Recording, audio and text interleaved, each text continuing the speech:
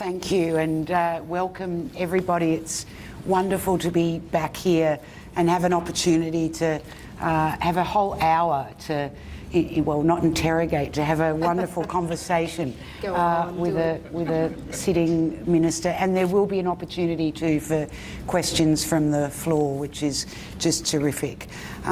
You've been a member of the Legislative Assembly since 2002. It's 9 weeks away now from an election, and I am assuming this is your fifth campaign, is that right? Fourth or fifth? Yes, that's fifth. Right. So I've gone through 4 elections. Been lucky to have been elected 4 times over, so this will be the 5th one. Yeah, so just a couple of broad questions before we get into some more specifics about how this campaign is feeling and if it's any different at all to the 4 previously.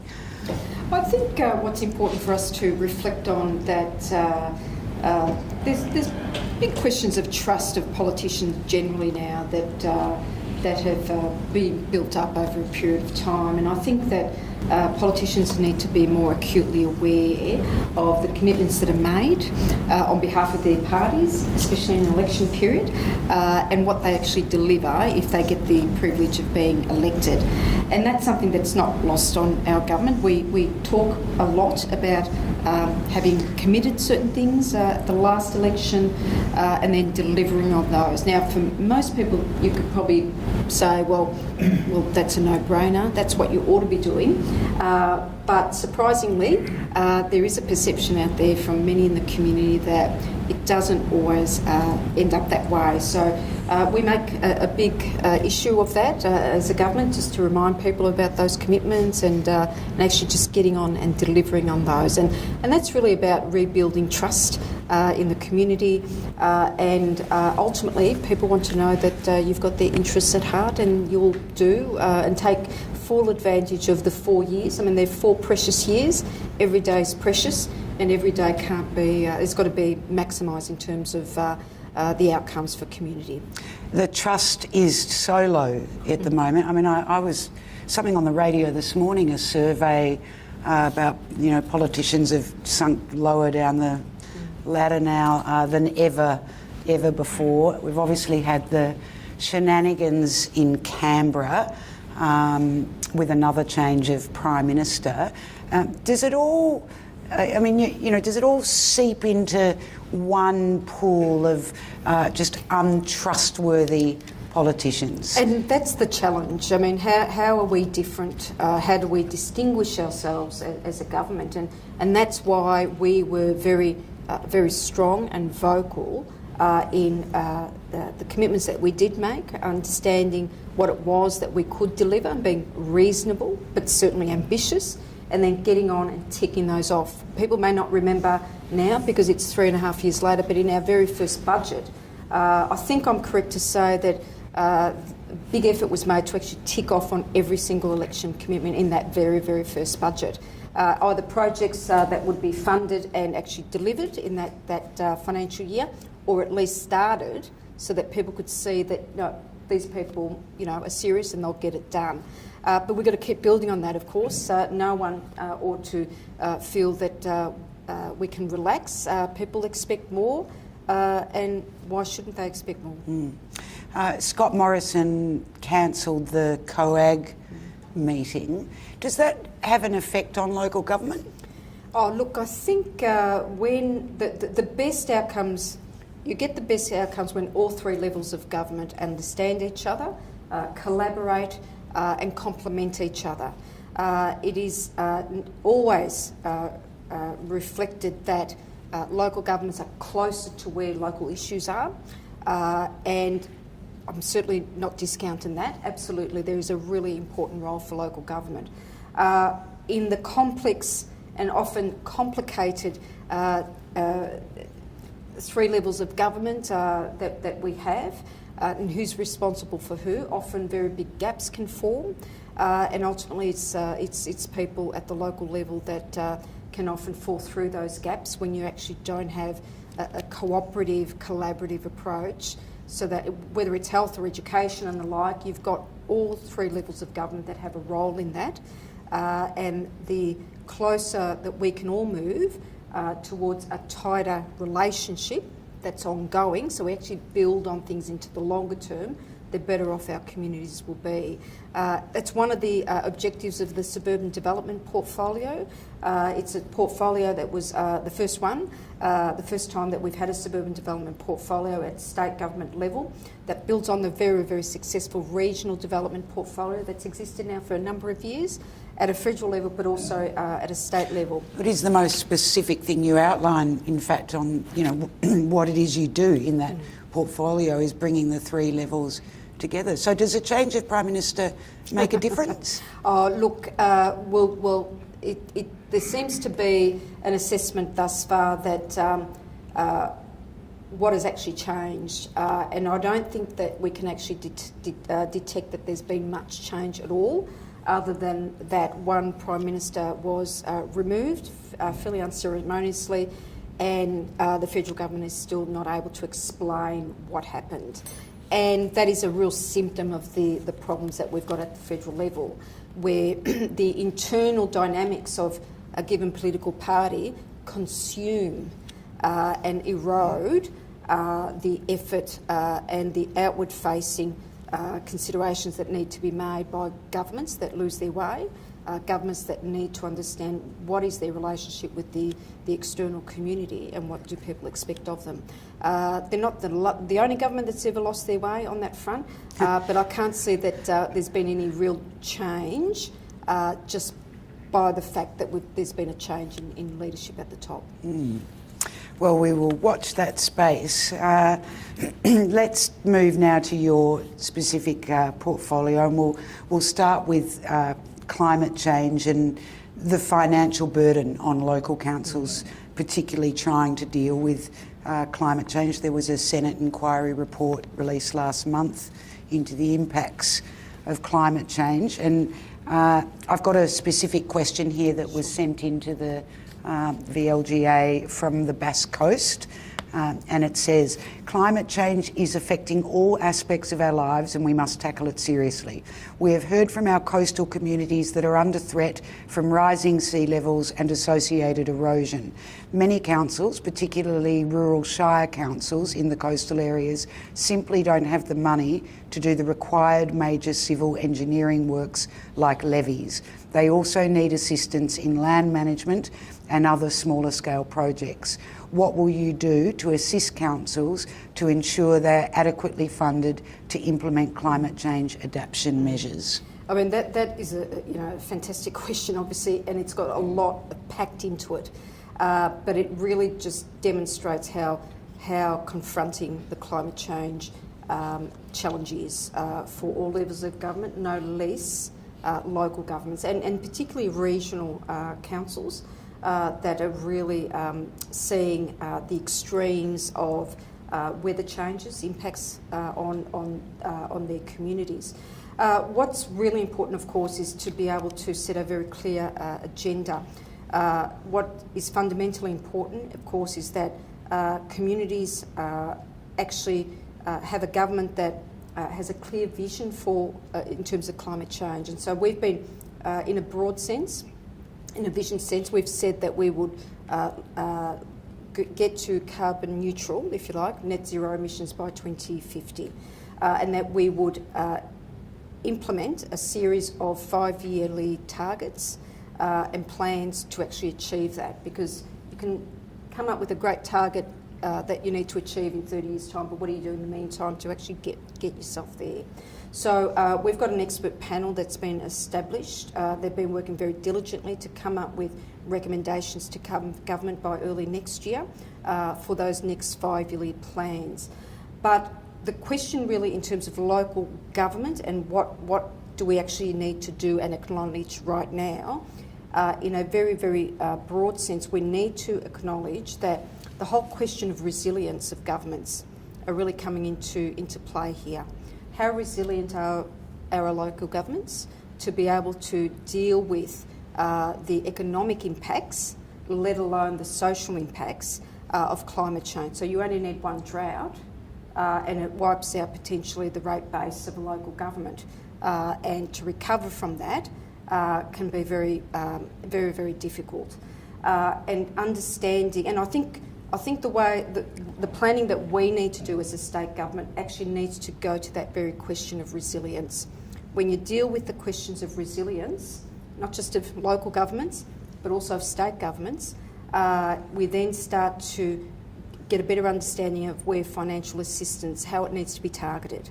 How do we actually manage to equip local governments that don't have a lot of money, especially in regional Victoria, to be better prepared? That goes to questions not just, of course, of mitigation of climate change activity, and we're doing that at a macro level in many respects in terms of the large renewable energy, decarbonising the energy system. Of course, we need to do some things in the transport space, the agricultural space, and these are the areas that are quite seminal in terms of that big change. But then there's the adaptation. How do we craft our targeted funding to go to where it's most needed, and working really collaboratively and listening to local governments, especially in regional Victoria, to work out what is the order, the merit order, if you like, of where assistance needs to be targeted is really, really critical.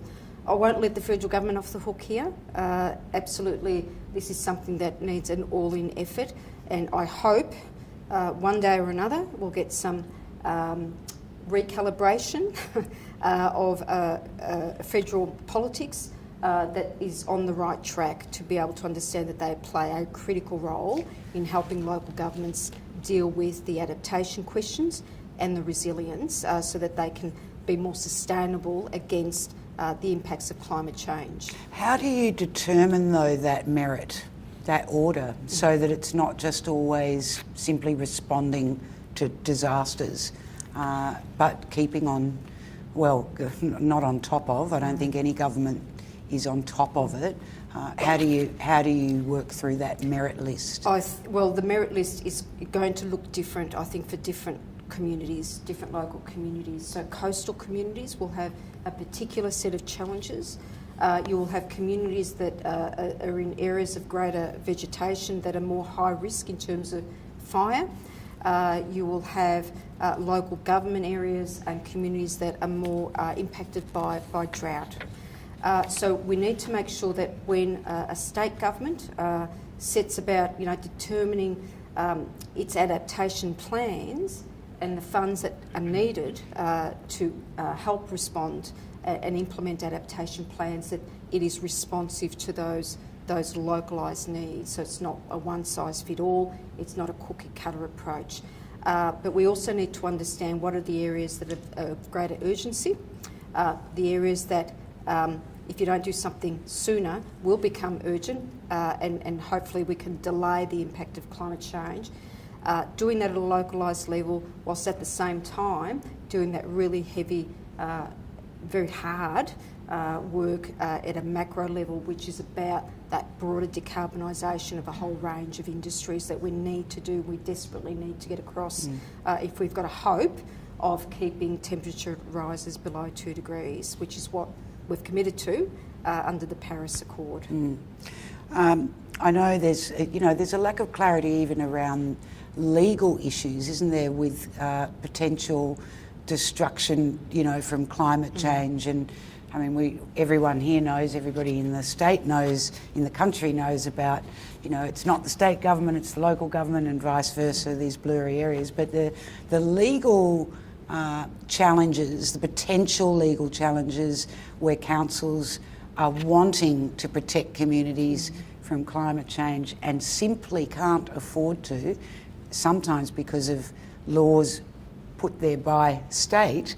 How do you seek clarity? How do you give clarity to councils for that? I think what we need to do is enable local governments to have those conversations at their local level and then present those to government.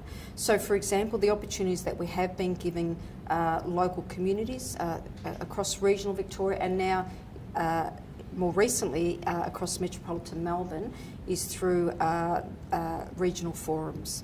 So, for example, through the Regional Development Portfolio, Minister Jala Pulford has run a series, and this happens annually, regional forums, regional assemblies, and I think we've done about 3 thus far in 3 years running.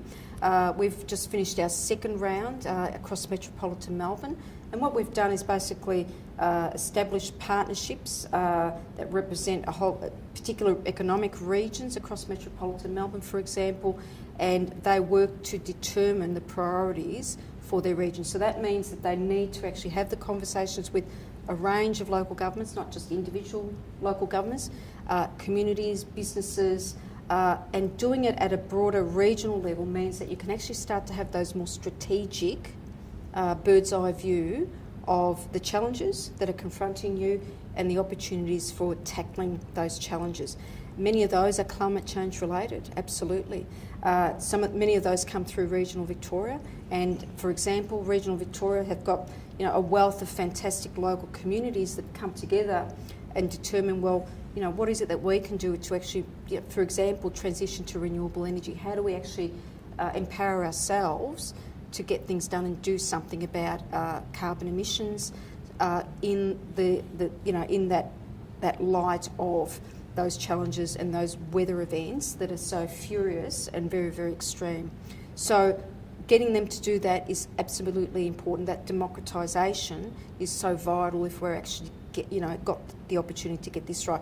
Local governments are very exposed, absolutely, and that is why we need to have that deeper understanding about the role of state governments in assisting them to become more resilient in the face of the reality that local governments of their own are not going to be able to come up with all of the solutions and deal with all of the challenges. And that's so the resilience question of not just local governments, but of state governments and federal governments is really critical. The challenges for us, just looking at, for example, bushfire risk, the seasons are becoming longer, and it's the commencement of bushfire seasons are starting much sooner. So what does that mean for state government? What does that mean for volunteer organisations of CFA? The pressure on local communities in regional Victoria, whereas they used to spend a lot of effort, a lot of hours and risky work over a shorter period of time, and we're able to relax and do other things in the community, recover. That intensity is actually now over the same level of intensity, if not more, but over a longer period of time. They are big challenges, and local governments on their own can't do it. Now, I don't have the solution right now, but what I do know, the only way we're actually going to be able to get to those solutions is to ensure that we understand what those impacts are and those challenges and work together, especially through these regional assemblies and the metropolitan ones, to identify how we actually make all levels of government far more resilient and therefore flexible in our responses, more timely, and ultimately be able to have communities be able to thrive rather than always under sustained challenges of climate change impacts. It's interesting, this new key word, resilient. I'm going to be listening out now from everyone. We want it in our children and now we want it in our governments. You've been sitting in the Parliament for 16 years. Do you think the divisions of responsibility are clearer now between state and local now than they were 16 years ago? Or are they more blurry than ever? Oh, look, there has always been a necessary interrelationship and engagement across state and local governments.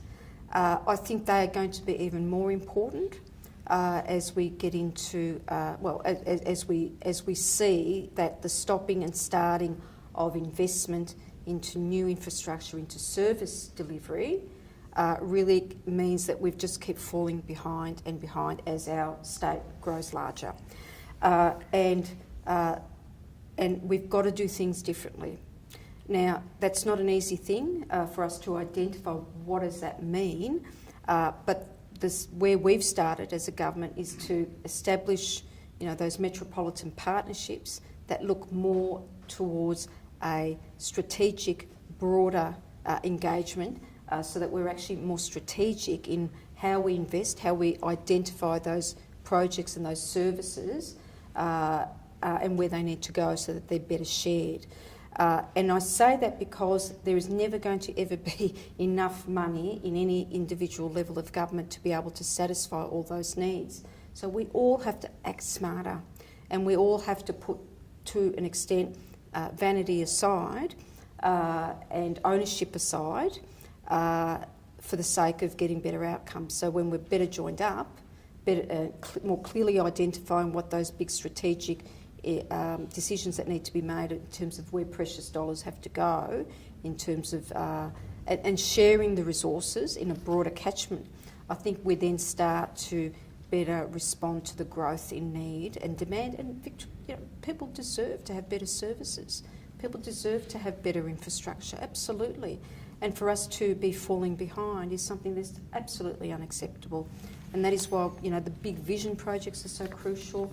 The new way of engaging and having greater cooperation, even within government itself, it's a challenge. And I say that, just at one level of government, people always talk about silos.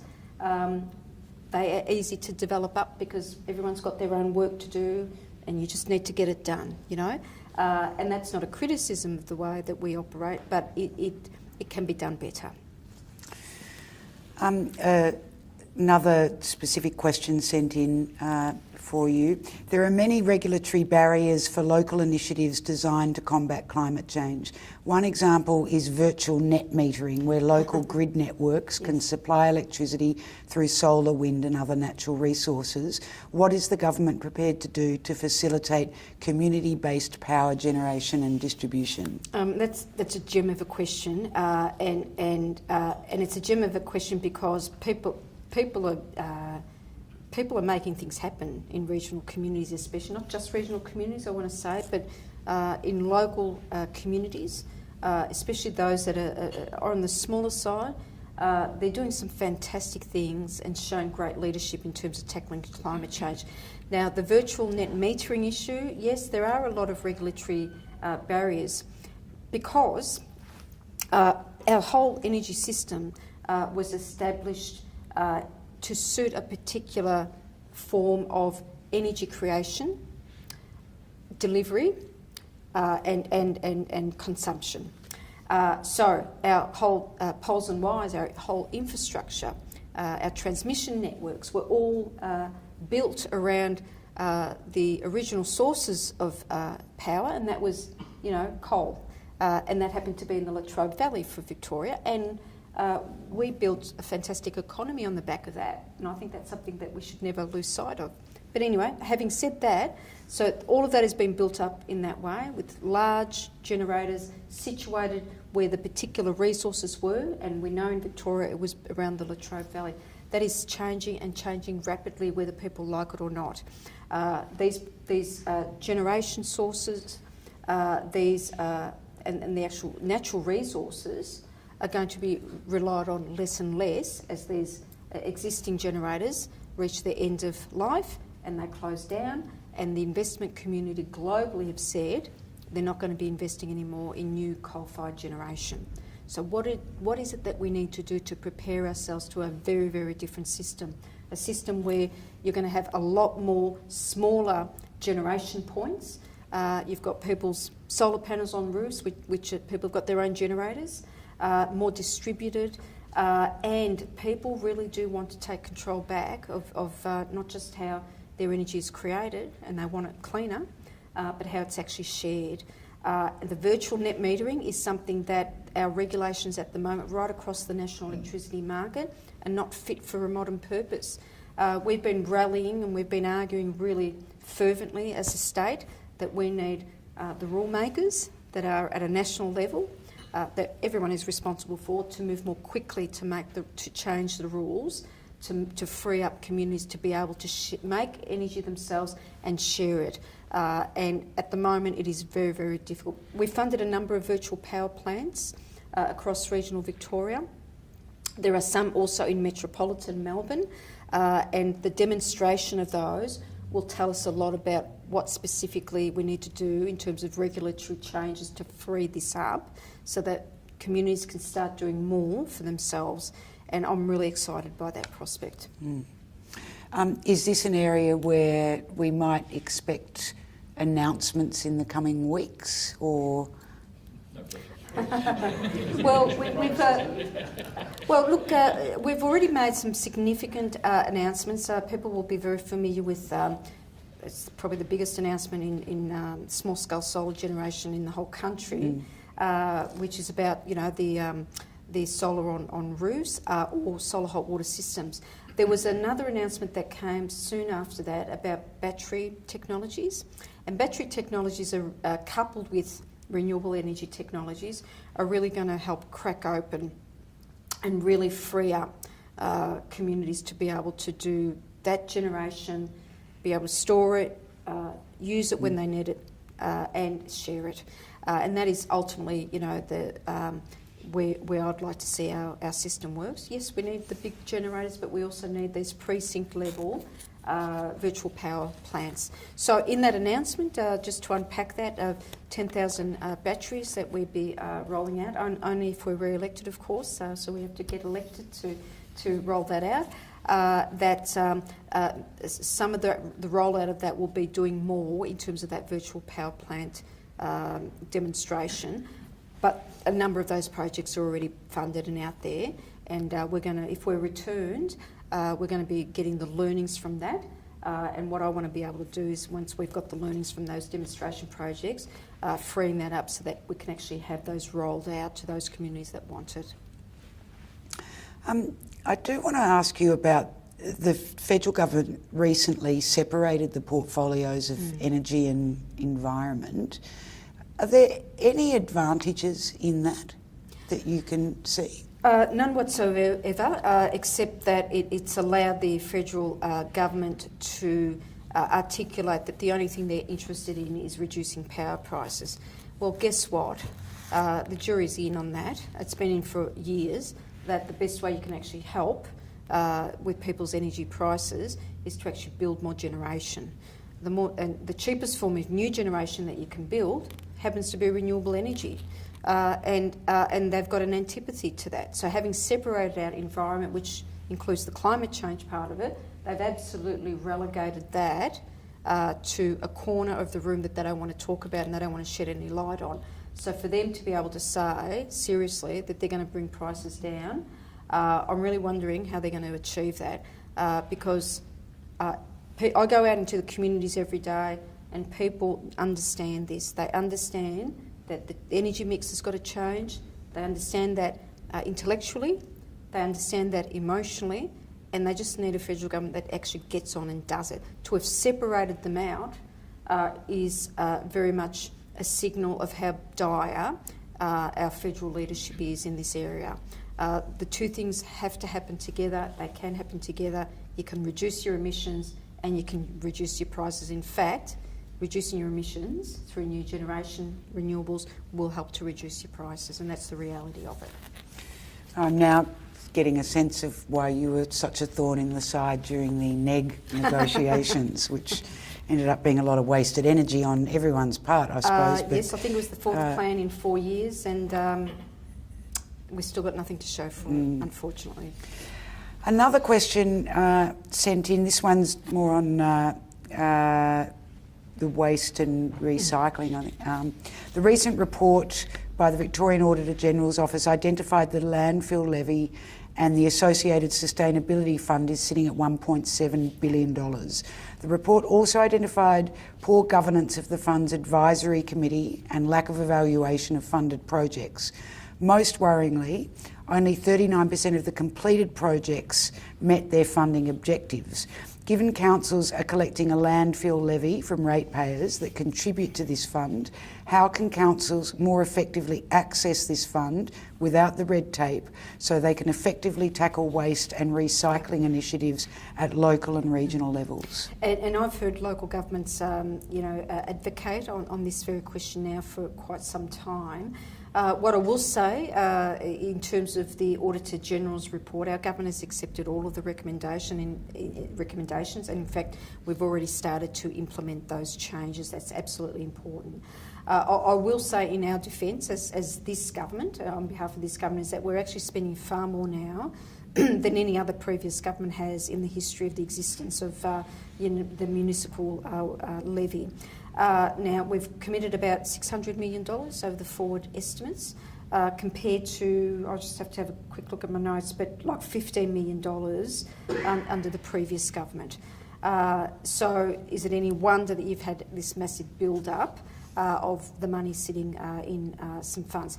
It is important to also acknowledge, though, that the money goes to a number of different areas. So it's not just all into the Sustainability Fund, which really is where a lot of the focus is on. Significant amounts of money go to the Environment Protection Authority. We've given them record amounts of money with the big overhaul of the EPA. Through really groundbreaking legislation, very modern legislation. We'll need to keep building up on that effort.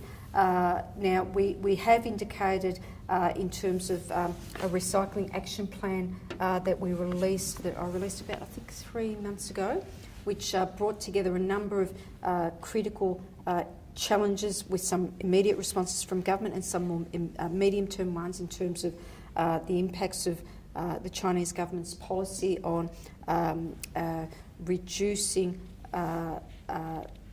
excluding from imports into their country low-level recycled products.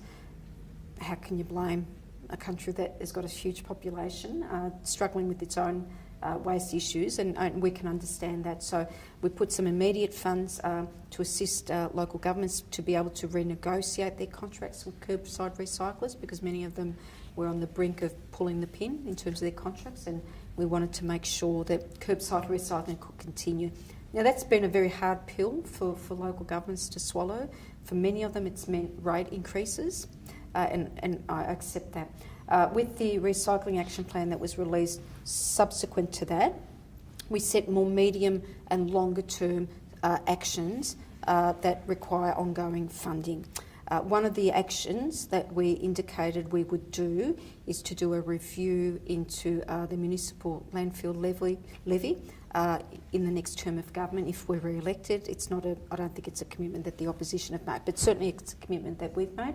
So we want to be able to sit down with local governments and have a conversation and a review into how that municipal levy has functioned and look at any suggestions for how it can be improved. I think it was just enormous shock to so many people that's what our recycling was not dealt with by industry here in the first place. Astonishing. Two-thirds of it is, but but a third is a lot. A third is a bit long. Yeah, absolutely. And we're very committed as a government, and this is incumbent on all of us, and we're having conversations at a national level with the Federal Environment Minister, but also with all states about lifting our efforts and demonstrating some government leadership in this. So we need to create new markets for recycling, but we also need to create the demand.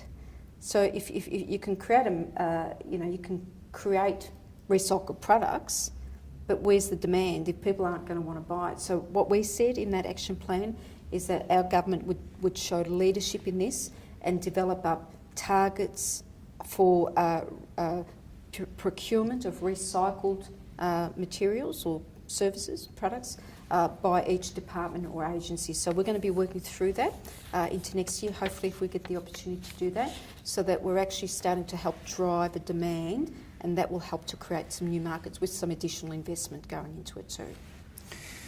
Another question sent in connected to the suburban development portfolio. The government's Growing Suburbs Fund is only funded to July 2019.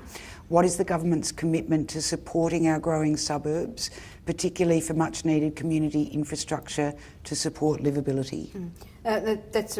All these questions have been great, and I keep saying that they're all great, but they are, and they really go to the nub of the hub of the concerns and needs of local communities. Look, we were the only political party that went to the last election to commit to a growing suburbs fund. It started off with a smaller offering. I think it may have been about 50 million. It's grown quite significantly because we know how desperate local governments are to get leveraged funding in for the great programs and infrastructure needs in those local communities. So local governments are doing a fantastic job in identifying what their priorities are in terms of community infrastructure, whether they're sporting fields, community centres, maternal and child health hubs, a whole range of investment that they need. Importantly, our government is that fund, the growing suburbs fund, is so important, of course, to help deliver the amount of money needed to actually bring these projects to fruition sooner rather than later. Now, I'm not the minister responsible for that fund, but I imagine even if the minister were here, she probably wouldn't announce what would happen post the July period next year. But I think I'd be safe to say that we are absolutely convinced that the fund that has existed thus far has been so instrumental in getting so many great projects and infrastructure projects funded in local communities. My own community has benefited greatly from it. It otherwise missed out in previous years, and I know many other communities have done really well out of it. If you would like to ask the Minister another fantastic question. Oh, I won't need a microphone.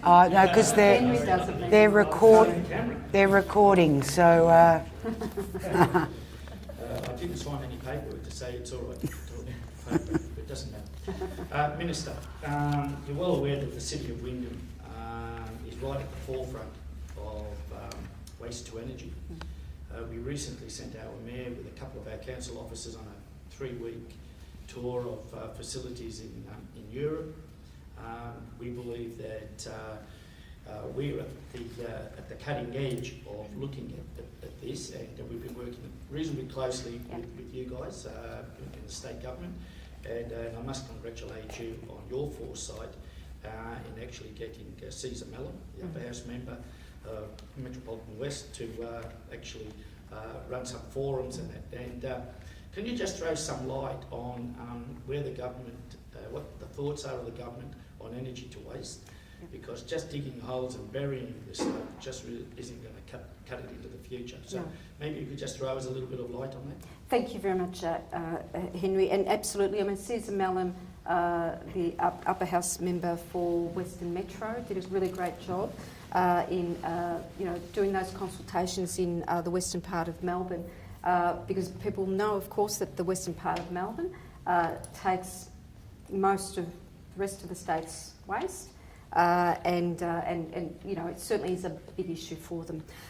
Certainly, what we've done, of course, recently I announced some funds for a business case for the development of a centre of excellence for waste, which is a really, I mean, that's something that was organic, excuse me using that word, but it did come from the local community. It came through the Metropolitan Assembly, and of course through the work that Caesar coordinated. Look, waste to energy is something that has really captured the imagination of probably all local governments right across the state. And it does have a role in the way that we manage our waste. What's really important though for us to reflect on is that it has its place, but it needs to make sure that we don't actually knock out the recycling sector. And everyone knows this in local government. You know, it's about reuse, recycling, and oh God, I'm going to embarrass myself now. There was a third one there, but reuse, recycle, and something else. And burning.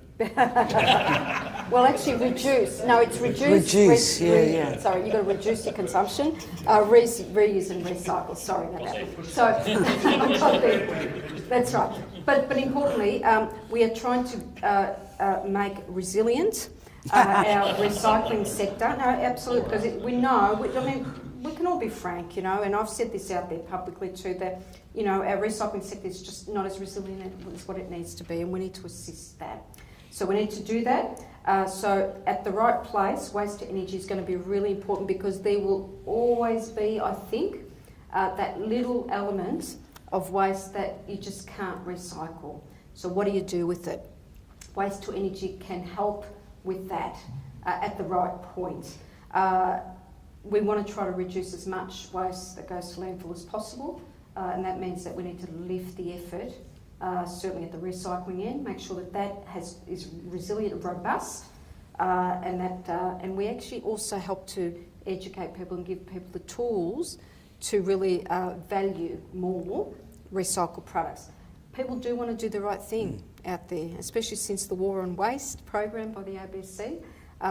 People have always wanted to do the right thing, but we need to help communities and families and local areas to be able to make the right decisions and choices, and have those choices about what they do in terms of separating out their materials. The co-mingling issues is critical. Now, the waste to energy one, we just got a view that I've got, and we're doing some work, as everyone knows, on a waste to energy statement, if you like, a policy. We need to make sure that we look at the right technologies, so we're not just basically getting a big incinerator that's a fancy modern one where we throw everything into it. We don't want to do that. And I know that no one here wants to do that, so we just need to be careful about what it is that we think has to go into waste to energy, and the benefits that can come out of that for local communities and councils. Thank you, Sally. I'm assuming I need the microphone. You do. Microphone for the record. Councillor Andrew Munro, City of Whitehorse. Thank you, Minister. I've got a question about undergrounding power and services. There used to be a state fund to assist local government in terms of undergrounding services. Our council does support our communities if they want to do it in their street, but that fund doesn't exist anymore, and there doesn't seem to be any interest at a political level too much. Our council, I'm interested, our council has been talking to power companies about that, and they're talking about programs they have. There needs to be some coordination. So 2 quick examples around Blackwood Station. Queen Street we've just turned into 4-storey apartment buildings from single level houses in the main. So we've gone from one house to 24 units on the one block. Totally support that because it's next to Blackwood Station.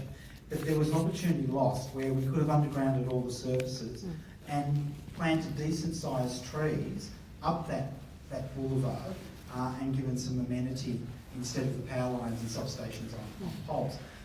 Just recently your government has undergrounded the crossing at Blackman Road and kept the existing station, but there was a lot of work with the bicycle path through there and a lot of effort to actually protect the power infrastructure while that grade separation was taking place. And it seems to me it was a great opportunity lost that we could have undergrounded all those services, and you've got all this beautification and all replanting as a result of the shared user path and the grade separation, and you've got these ugly power poles sitting starkly through there. Now, it requires some coordination, and we at the local government level don't seem to be able to get the power companies and the people concerned. But it does seem to me that the power infrastructure, mainly power, but obviously telecommunications, is a blight and it limits our ability. And if you look down some of the streets, what happens to trees over time where they're pruned back and basically decimated, that's certainly a travesty. So are there any plans? Can I encourage the government to look at how it can actually beautify and perhaps give some practical environmental advantage to our communities? No, thank you. And look, I do remember that that I can't remember the name of it, but certainly it was a fund that had existed for a number of years. I think probably since privatisation. In fact, there was an amount of money put aside for local governments to be able to access to help beautify particular streetscapes and the rest. and that was cancelled under the previous government very early on. It hasn't been restored. Look, I mean, I don't know what the value of it was back at the time, but I'm happy to have conversations with local governments about, whether, what the appetite is to have a similar thing into the future. I can't promise that there will be one, but I take it that there are a lot of amenity benefits that come out of being able to underground some of those power lines, especially in those very heavily trafficated parts of the community. So happy to have the conversation, and perhaps afterwards we can get some details. And really, it's going to come down to how some of it will come down to how much demand there is for it. But certainly there's a conversation. I reckon it's massive, because I reckon I'm going to ring my local councillor tomorrow and say, can you ring her as well? It's not just money, it's coordination, I think, as well. Coordination, yes. Yes, I mean, obviously these assets are all privately owned. The coordination, I think often when the money's there, coordination can happen a little bit more quickly. I mean, these private distribution businesses aren't really up for having that outward-facing engagement with local communities and paying for it. But look, I'm happy to look at both those issues of a fund, what that could look like, and that issue of coordination. The issue of coordination also is a problem with developments generally, where developer community butts up against, the utility owners, and whether it's electricity or Telstra, what have you, or water, and not having that responsiveness as the quick responsiveness that they need. So it's a general problem. I get that. Ms D'Ambrosio, I won't be as polished as our city cousins. I've come about 5 hours from the West Wimmera Shire. I'm just a burnt out old shearer. Which shire? What's that, sorry? Which shire? West Wimmera Shire. We're about 5 hours away. We've been down to your office, and I flagged these questions before. They're all climate related and climate change related. One is the southern part of our shire with climate change and decreasing runoff. We have a lot less runoff into our dams, and that's a part of the business case behind a proposed pipeline into our area, West Wimmera Shire, through the southern Grampian Shire into our shire.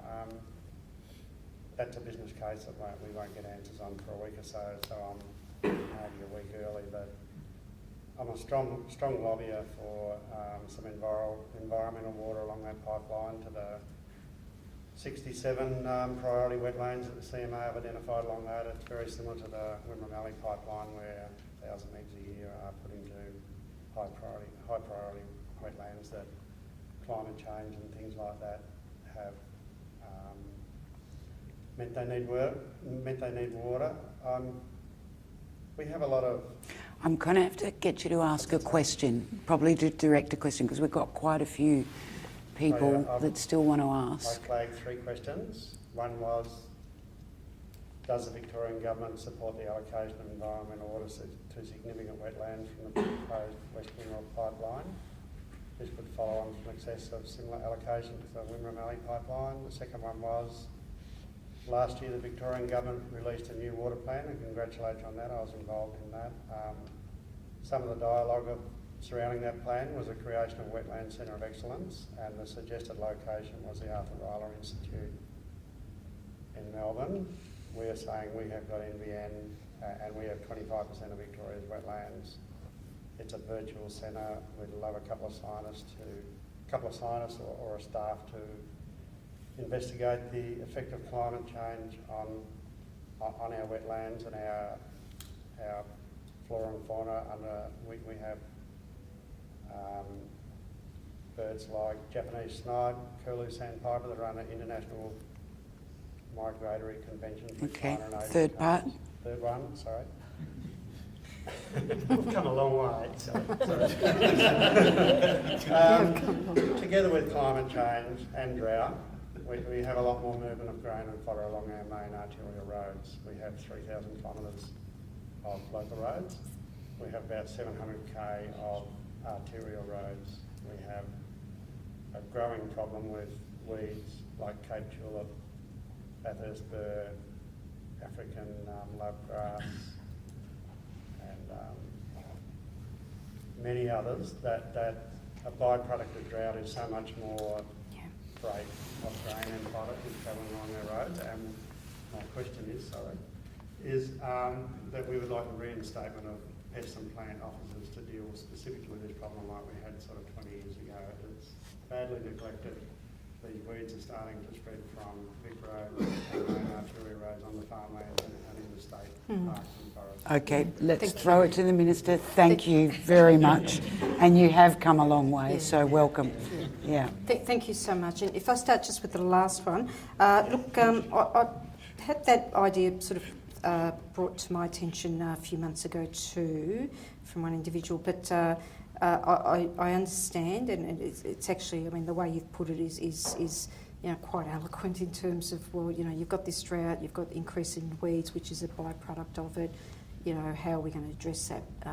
So, look, obviously I can't give commitments to you now, but I do value the problem as you've identified it, and I'm very keen to bring that back to the people I need to, and just sort of do some work around that. But I'm glad that you've raised that as an element of the effects of drought. Obviously, the immediate effects in terms of impacts on livestock and the economic well-being of local communities and farmers is one thing, but also the other consequences are really important for us to not lose sight of. So thank you for doing that. In terms of the report that was released, or the plan that was released by Minister for Water last year, now my understanding was, I think you were saying that there was a commitment to establish a centre of excellence, and you were advocating, for wetlands, and you were advocating that Arthur Riley Institute might be the best place for. I'm advocating that we are where 25% of Victoria's magnificent wetlands are. Oh, sorry. Okay. If we got NBN and we're isolated, we would love some of those scientists and people that deal with climate change effect on wetlands to be over where the actual wetlands are. Oh, okay. Thank you. What I'll do, I'll commit to making sure that I pass that on to the Minister for Water. Okay. Obviously I can't speak on her behalf, but I'll faithfully pass that on to her. And in terms of more environmental waters being released again, I'll gladly pass that on to the Minister for Water. I can't, make any policy statements on that. So that's something I need to leave with her. But I'll let her know that it's no small thing having travelled 5 hours. No, I mean that genuinely, because you're obviously very passionate about it, and it is very, very important. So we'll make sure that gets communicated to Lisa Neville. Just a quick response, because we have come 5 hours. Yeah, sorry, I know I'm rude, but we are practical farmers. We see the effect of climate change every day. And you mentioned the CFA. Sorry. We are both members of the CFA, and this is my mayor, who's my boss, Jodie Pedlove, and she, I better acknowledge her.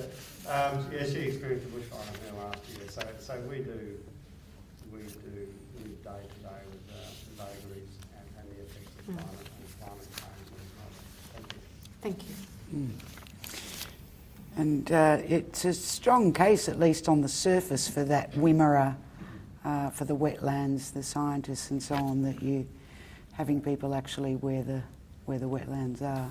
It's nicely put. Thank you. To the back and then over here. Yep. Thanks, Minister, for being with us tonight. Just a quick question.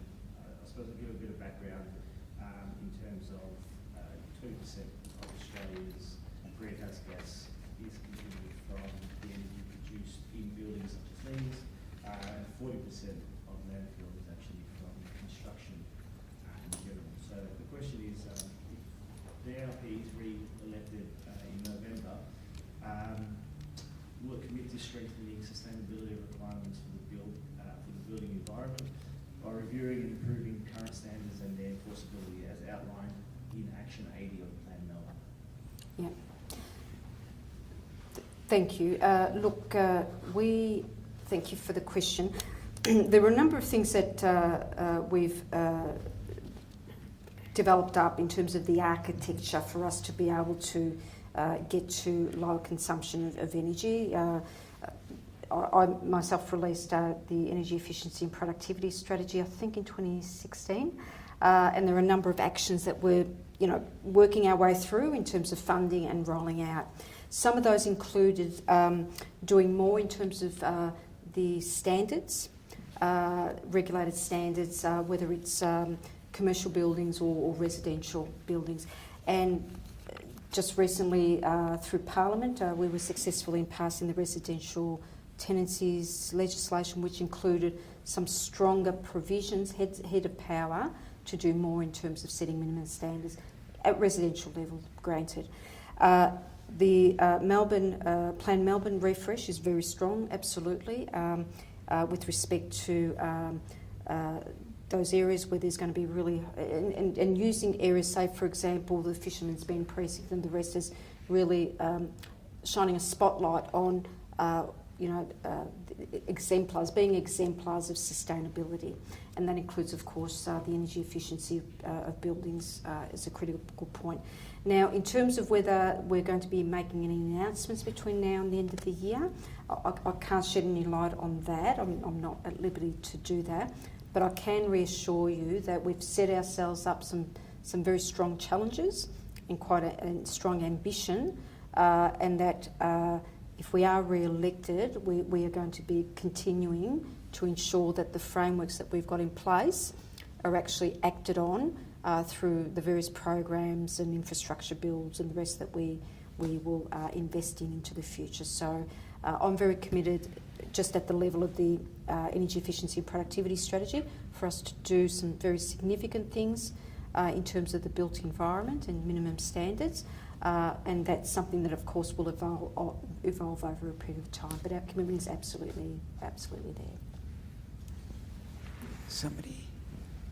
Is there someone? Yeah. Thank you, Minister. My question is, when a household produces electricity and sell back to the feeder, the price they will get from the supplier is less than half. And when you buy back, you pay 33 cents and you'll be supplying to the 12 cents or 15 cents. There is a big difference in that fairness, because if that will get closed, there will be many people who are willing to spend more money and to encourage this. If there's any interactions with the government, maybe doing inquiry or trying to put this gap closed, because it's kind of a bit of a monopoly in that sort of left a lot of residents to not to as so much look into the energy producing its own, because it's just if you put it extra, you're not going to get much, and you're paying more for it. No, thank you. This is one question I haven't been asked in a while, but I know it's a question that comes up every now and then. Victoria's got the fairest structure in terms of the feed-in tariff of any of the states. Now, if I can perhaps just unpack it a little bit, the energy bill that you get. So put aside you've got your panels, you get your power bill, and that power bill is made up of a number of components, as we all know. So it's made. So you're paying for the people who generated the power in the first place. So there's a generation amount. You're paying for the people who own the transmission lines that send it down from the generator down to the street level, then the distribution business, and then finally you're paying the retailer for sending you the bill. Thank you very much. Okay. So now the feed-in tariff that exists now is based on the cost of the wholesale value of the electricity. Okay, so that's what you get.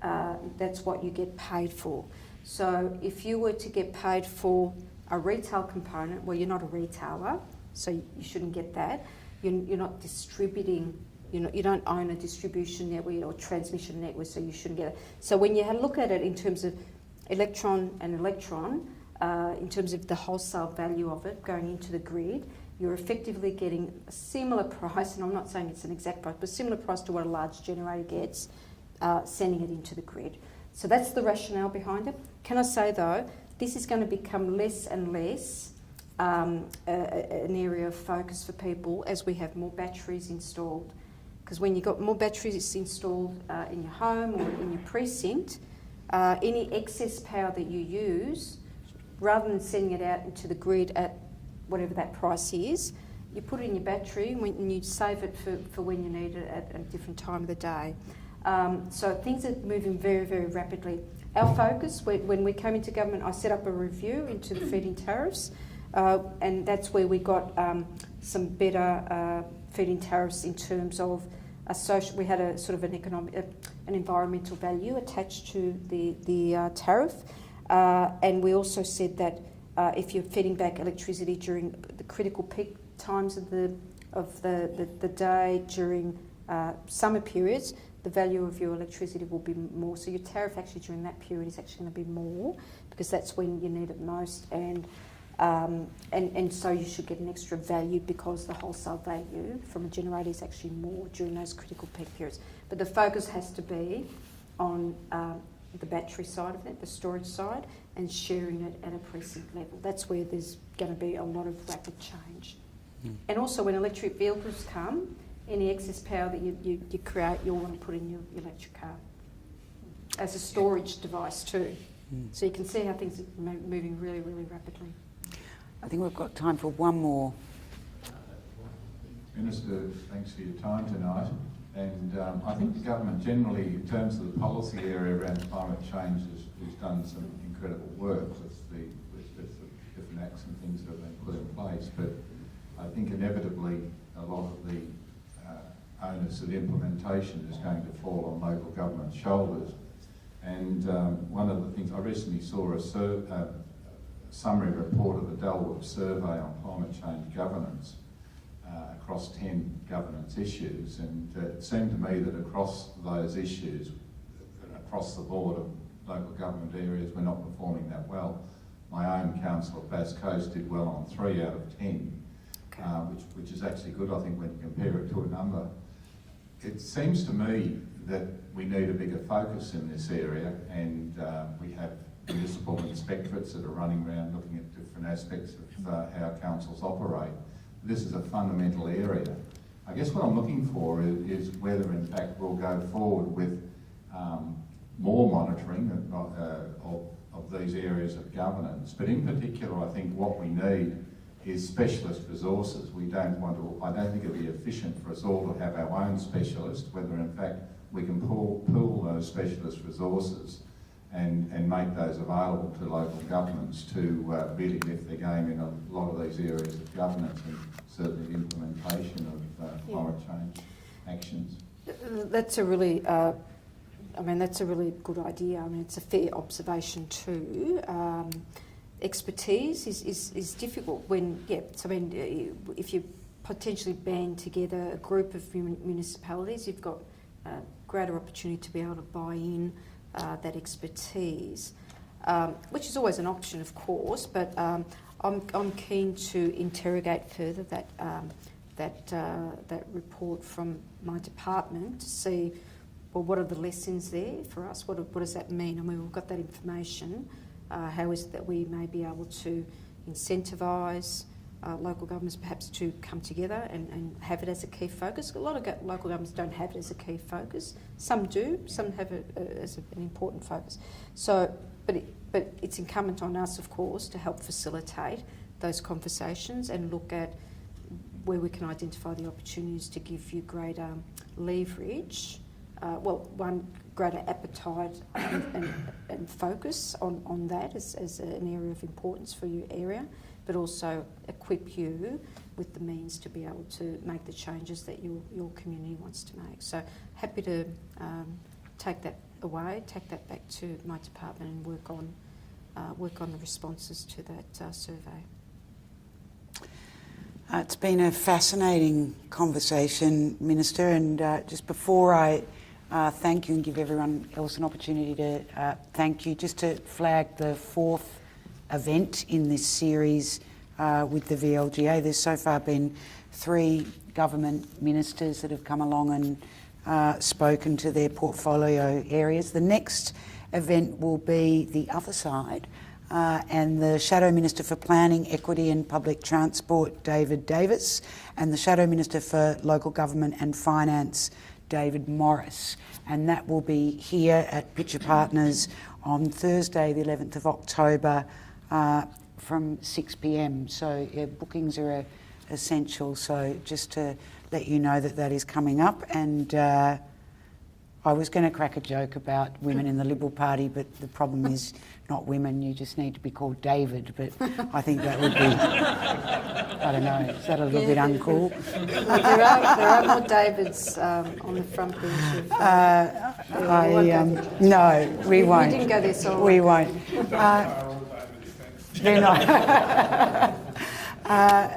There's only one Lily D'Ambrosio though, so we would like to thank you for coming along and being so willing particularly to answer any question that was put to you, and it's always a really great sign when somebody from any level of government is happy to front up and answer anything that's put to them. So everybody here I know appreciates that, so thank you for your time, and as I will say to the Davids, all the best in your campaign.